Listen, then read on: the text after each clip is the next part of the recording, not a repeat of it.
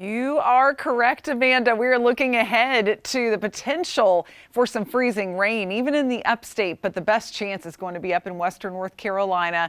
But if you live in some of those upstate spots, it's a little more prone to this kind of thing, like Travelers Rest, Landrum, up toward northern Pickens County, northern Oconee County. Be a little better chance for you to see brief freezing rain Wednesday morning as well. So northern upstate North Carolina as well, 4 a.m. to 9 a.m. Wednesday morning. We're not talking about tomorrow morning.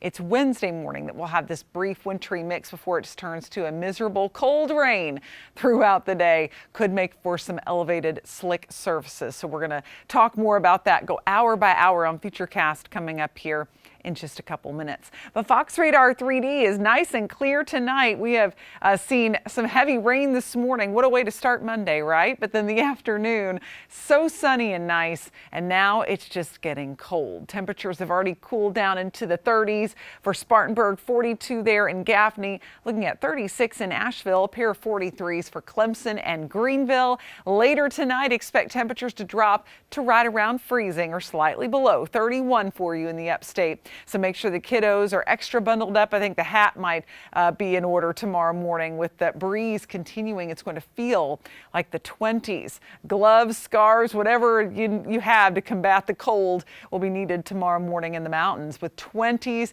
And yes, that wind will stay up there. And throughout the day, we're not going to get a lot of relief. We will warm up, but we're going to stay in the 40s for the most part. Upper 40s as we head toward 3 o'clock, sliding down to around 40 degrees by 7. And then moisture will start to work in, and that's when we'll begin to have those wintry weather concerns late tomorrow night.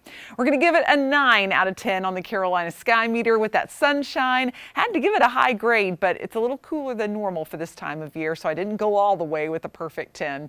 Now here's a look at FUTURECAST. As we start tomorrow morning, looks mostly dry. We'll start to see cloud cover and maybe a sprinkle or two into the late evening hours tomorrow toward around 11 o'clock tomorrow night. But a lot of what you see here will likely evaporate before it even hits the ground. It's going to be kind of dry air at first, but eventually we'll see the atmosphere moisten up and we'll end up with scattered showers. And notice the freezing rain, sleet indicated by the pink there, taking over in western North Carolina and right up along the North-South Carolina border.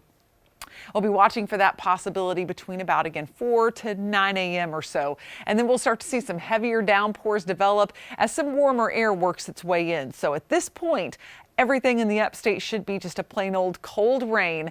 And in the mountains, we'll start to see the freezing rain shut off around lunchtime. And then we'll continue with off and on showers until your evening.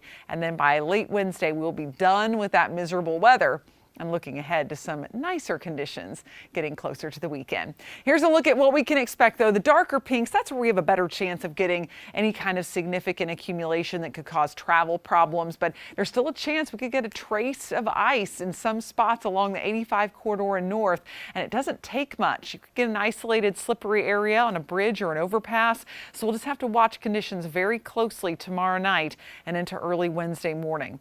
Through the day, though, we will see temperatures warm into the 40s. So it'll be a chilly rain, but no longer freezing rain after about 9 a.m. And then as we get into Thursday and Friday, mostly sunny skies, and the first half of the weekend looks dry before a few showers work their way in by Sunday. Of course, you'll want to check in on the morning news from 4:30 to 9. Nicole and Kylie will have the latest model data for you to get a look at hour by hour for Wednesday.